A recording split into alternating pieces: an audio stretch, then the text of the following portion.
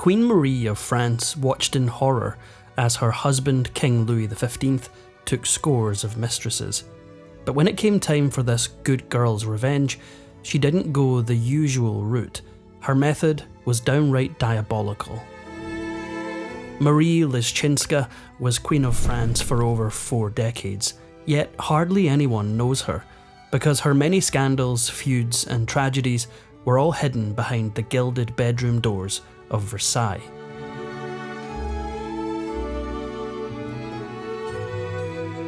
When she was just a year old, Marie's father became King of Poland in 1704, all thanks to his political friendship with the King of Sweden, who had just invaded the country.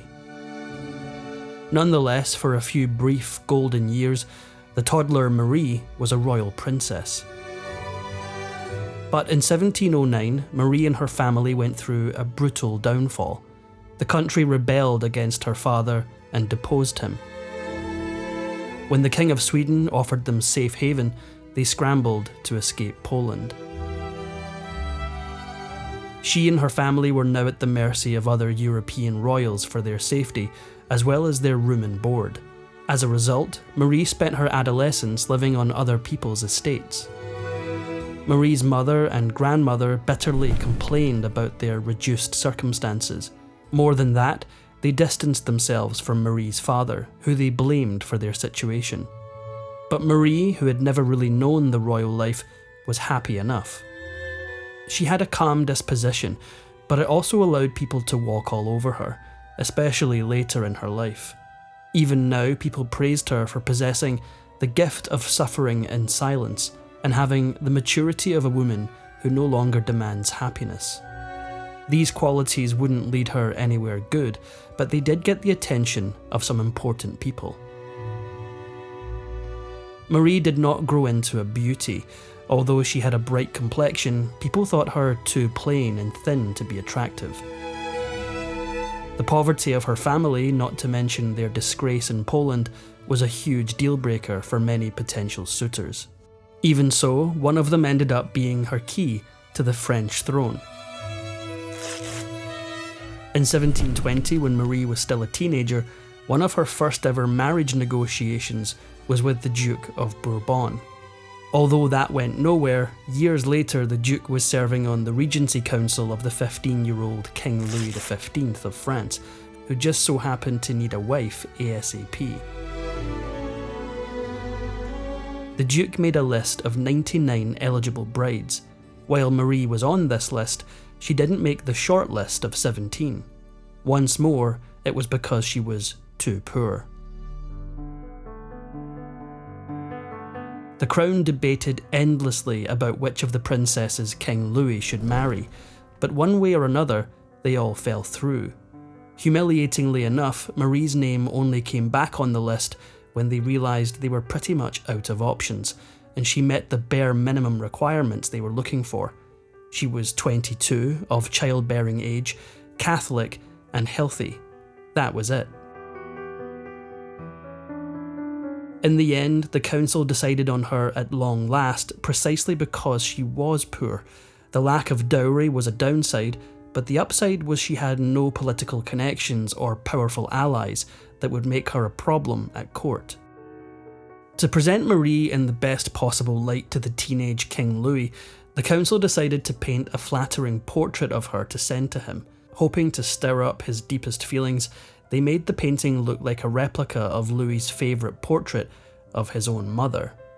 When he saw it, he reportedly exclaimed, "She is the loveliest of them all," and started immediately looking forward to their wedding. When the palace announced that Marie was King Louis XV's future bride, the French court went wild with fury. They latched on to all the same downsides that everyone else had in Marie's life, that she was too poor, too unimportant, and that her very presence cheapened the glory of France. Rumours went around that not only was Marie ugly, she was epileptic and sterile.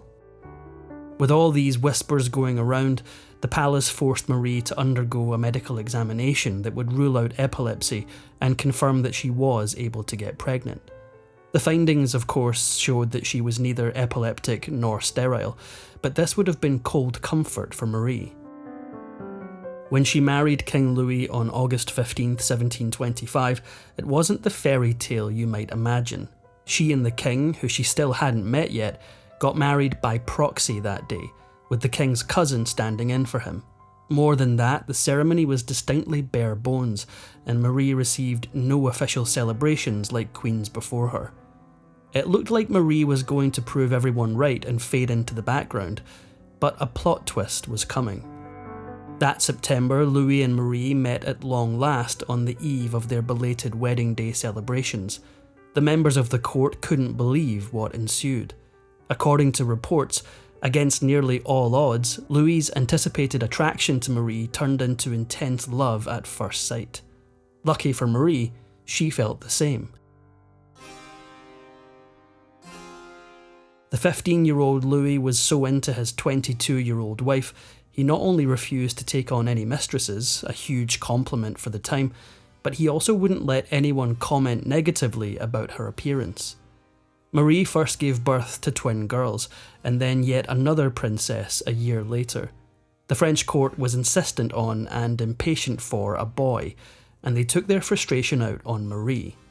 Until she gave birth to a son, Marie had to stay in Versailles and couldn't travel with Louis on any trips. In the fall of 1729, she gave birth to a boy at last. Naming him Louis, the baby became the heir to the French throne. Although Marie would go on to have 10 children, Louis was the only boy who survived into adulthood. Marie was a calm, stoic woman, but those very qualities could also be one of her worst traits. As a mother, many of her children idolised her for her piety and steadfastness, but she was also averse to showing them affection. Once the glow dimmed on Marie's marriage to Louis, their love seemed to wither. The irrevocable changes in their relationship happened almost imperceptibly. First, Louis began to open his ears more to insulting remarks people made about his queen, remarks he had once banned in his presence. Marie, meanwhile, could do almost nothing about it. Not only did she still have almost zero political power, she'd also been taught to put her husband's needs above her own. After years of being the one and only in King Louis's life, Marie made a gut-wrenching discovery. In 1732, there were whispers that Louis had found a new woman to obsess over at court, and was currently keeping her as his unofficial mistress. Her identity was top secret, and everyone in court simply called her the Fair Unknown. Stoic she might have been, but Marie was incensed at the thought that Louis was keeping a mistress, and she finally broke. She quickly made it known throughout court that she disapproved of the mystery woman. Marie may not have had true power in France, but she did retain some power in the bedroom, even as Louis took a mistress. Then that changed. In 1737, with the birth of her last child, Princess Louise, Marie underwent a horrific labour that nearly killed her. After that, doctors insisted she stop all intimate relations. After much deliberation, Marie followed through and barred Louis from her bedchamber. After word got round that the king and queen no longer paid visits to each other, everyone at court was all the more rabid to find out who the king's mistress was. So, one night while the Fair Unknown was walking incognito to the king's chambers, a courtier knocked off her hood and revealed her identity. It was none other than one of Marie's ladies-in-waiting, Louise Julie de Mailly Nesle.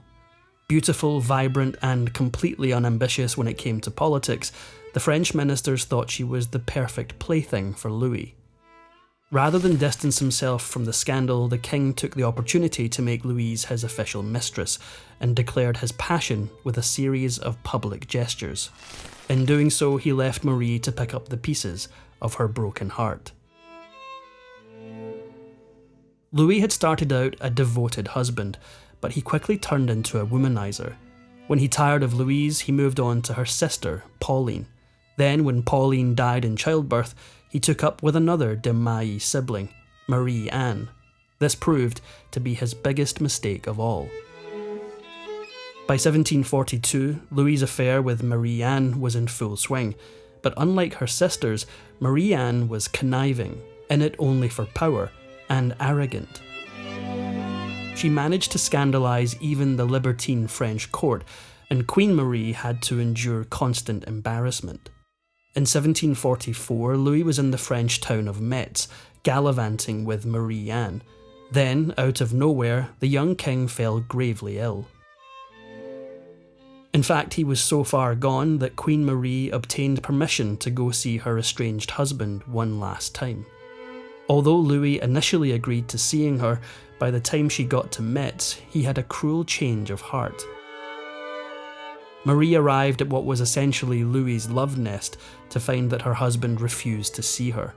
In many ways, it was the final straw, and Marie came up with a desperate plan to claw back her dignity. While the king was in the throes of the worst of his illness, he asked his chaplain to give him his last rites and absolve him of his sins. But Louis got his comeuppance. With the support of Queen Marie, the priest denied Louis any absolution, unless he said goodbye to Marie Anne de Mailly once and for all. Painted into a corner, Louis crumbled. He might have been the King of France, but he was also a God-fearing man who thought he was at death's door. He desperately agreed to do whatever the chaplain wanted, and Marie Anne quickly had to pack her bags. In a tragic twist of fate, while Louis pulled through, Marie Anne died a few months later. Although getting the de Mailly clan out of her husband's bedroom was a personal victory, the royal family suffered humiliation on a national level thanks to this episode. Louis's confession of adultery was made public, airing out the royal couple's dirty laundry for everyone to see. If Marie was hoping Louis would now see the error of his ways, she couldn't have been more wrong. He went right back to his old habits. In 1745, he struck up a romance with his most famous mistress, perhaps the most famous mistress, Madame de Pompadour. Diplomatic, intelligent, and beautiful, de Pompadour quickly eclipsed Queen Marie in court life, and even exerted a political power Marie never had. The Queen did not take it well. Madame de Pompadour was smart enough to always show Marie respect, and the two women reportedly had a somewhat cordial relationship. Still, that didn't take the sting away, and Marie knew she would always be second in Louis's affections from then on. In 1764, Queen Marie earned what was likely her last victory, and she didn't have to lift a finger. That winter had been incredibly harsh, so much so that Madame de Pompadour contracted pneumonia and died suddenly. Although Louis predictably drowned his sorrows with other women, Marie probably took some solace that her greatest rival was gone at last. Yet a catastrophic event was coming, and Marie would be powerless to stop it. By the 1740s, Marie's only son Louis had grown into a young man his father could only have dreamt of becoming. The Dauphin was studious, a lover of fine things, and above all, loyal to his wife. Marie guarded him jealously whenever she could, even after he went through 2 marriages and fathered a score of offspring. The younger Louis was one of the few things that gave Queen Marie pure joy, so when tragedy struck, it was devastating. In 1765, Marie's son, the Dauphin, contracted tuberculosis, and his condition declined rapidly, leaving both Marie and her husband breathless with grief. Although doctors tried desperately to save him, Louis died just before Christmas at the age of 36. As it happened, it was the end of Marie too. Heartbroken over the loss of her only son, Marie only lived for 3 more years before her death at the age of 65, having lived a life hidden behind the curtain of the throne.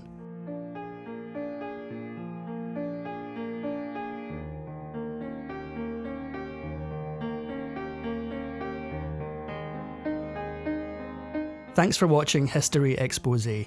If you love uncovering the best stories in history, hit like and subscribe to keep exploring with us.